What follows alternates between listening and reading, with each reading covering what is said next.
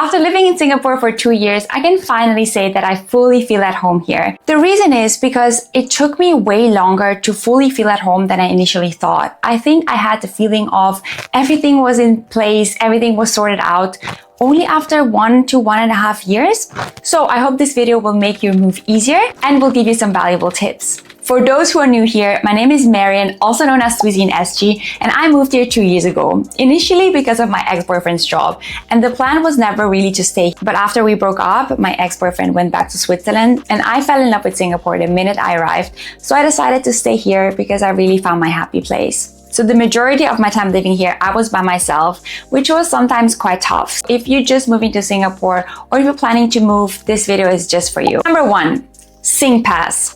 The SingPass is your online identity for most of things in Singapore. You need it for filing taxes, for most of online documents, signing up for online services, and I even needed to sign up for a membership at the library. I think this is one of the things that in the beginning sounds like such a big deal and such a huge step, but once you start, it's actually pretty straightforward. It will save you so much time. It's actually really not difficult to set up. After you get your EP or your visa, you just go to the government website, SingPass, and you log in with your details. You have to do a face recognition, provide your passport number, identity. They ask you some questions, then you get an OTP, and all is set up. Once you've signed up, you can download the app, and then you can use the SingPass for signing documents, paying bills, a lot of useful things. It's actually non-brainer. You have to do it anyway. You need it for so many things. Number 2, setting up a bank account. And oh my goodness, I've talked to so many expats, and this is probably the most annoying thing I've done here in Singapore. It took me 3 times going to the bank until they finally were able to set up my account. There are so many stories from other expats that struggle as well. And the reason is they are very particular with your documents. Even some small spelling mistakes like a comma or just small things will make them reject your application. So I give you one advice: do this slowly and carefully. There are different local banks that you can sign up with, and that is OCBC, HSBC, DBS, and UOB. I am with UOB. If I can recommend UOB, I'm not sure, but talking to other people, they have the same and similar experiences with all the other local banks. So I think it doesn't really matter a lot. Their offers are not really different. Maybe the company of your spouse recommends one, or you choose the one that is closer to your home. I really think between those 4 local ones, it doesn't really make a big difference. You have to go to the physical bank. You cannot do it online. And here's what you need. You need a proof of address. And this can be, for example, a utility bill. And here comes the first problem. When I wanted to open a bank account, I didn't have a proof of address because my mobile phone plan was still on my ex-boyfriend's name.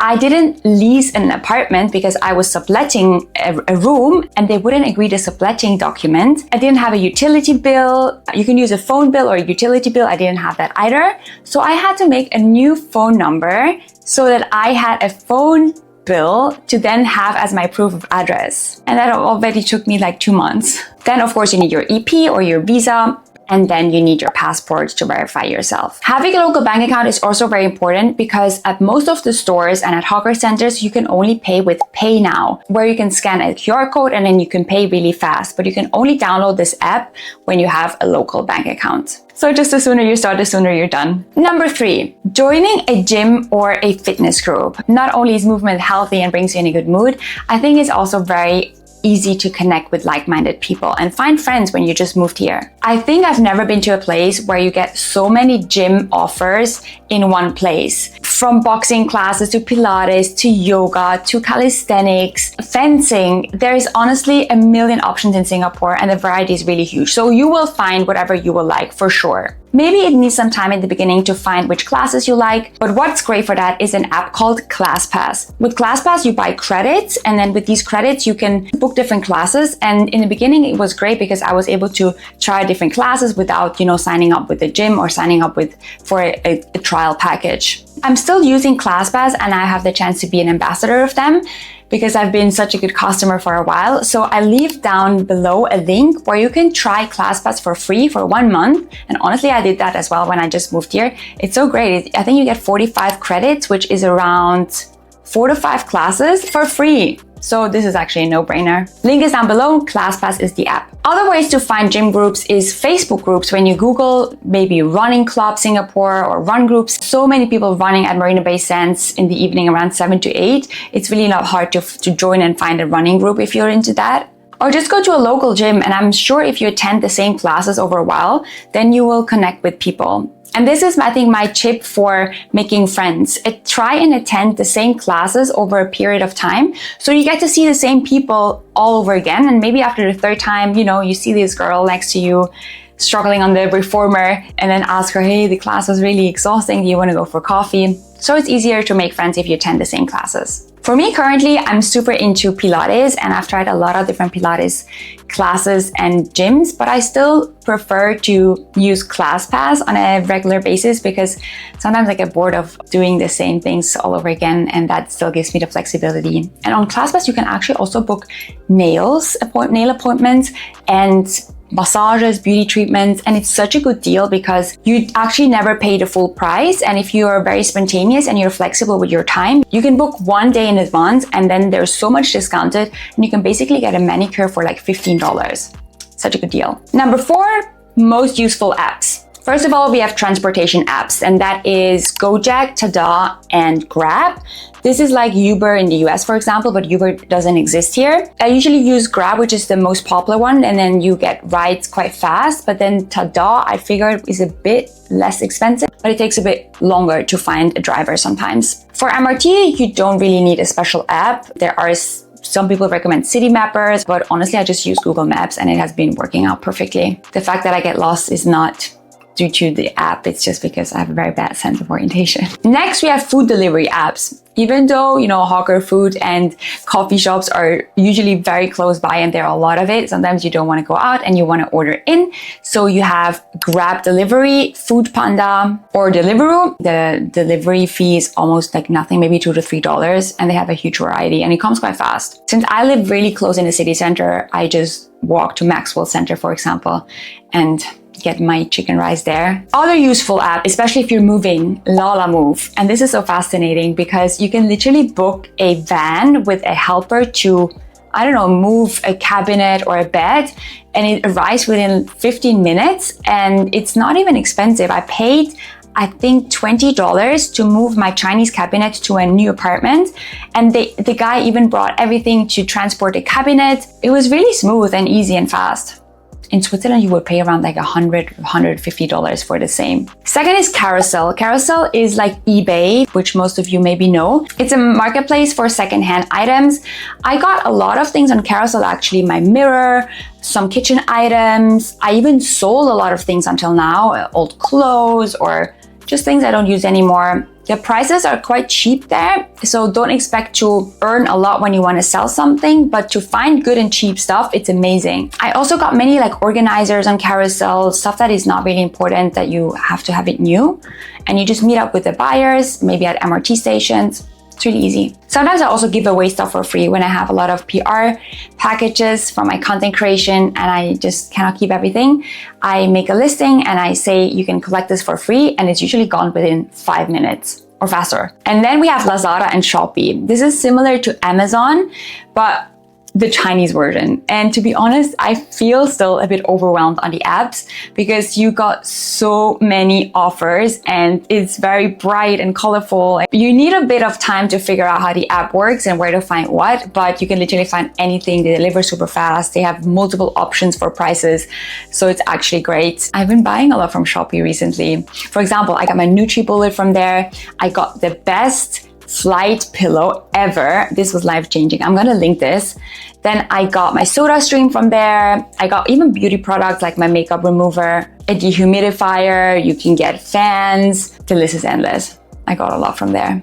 As mentioned, it's so cheap and they deliver within the next day. If you want to save some money, I recommend for all these apps to stay with one. For example, Grab or Deliveroo or Lazada, they have a reward system. So if you only buy from this app, then you get some credits, some points, some promos. So that's a tip if you want to save some money. Number 5 is groceries and other useful shops. First, we have grocery stores, and that took me a while to find my favorite groceries. Now, I really love going to Fair Price. It's also the closest to my house, and I get everything from there. In general, you got cold storage, which is probably the most expensive ones, except from Little Farms. Little Farms is the so-called expat supermarket. Everything is organic. You know, you even pay like $5 for a cucumber sometimes, or $7 for a liter of milk, but you get like more branded products. It's very fancy, it's beautiful. If I had endless money, I would only buy there. And then you have Giant, which are the cheapest grocery stores. And you have wet markets. And that's a pro tip for everyone who wants to buy fresh and affordable vegetables and fruits. And for example, I always buy my mangoes at Tanjung Pagar Market. You pay not even $1 for a fresh mango. Yeah, you need cash for these markets, but if you're prepared, they have the freshest and greatest products. Pharmacies, they have Watsons and Guardian. Something I really love there to buy there is, let me show you. This is not sponsored, by the way, but you cannot buy it in Switzerland. And my mom was just here and she bought a bunch of them. And even my uncle bought a bunch of them.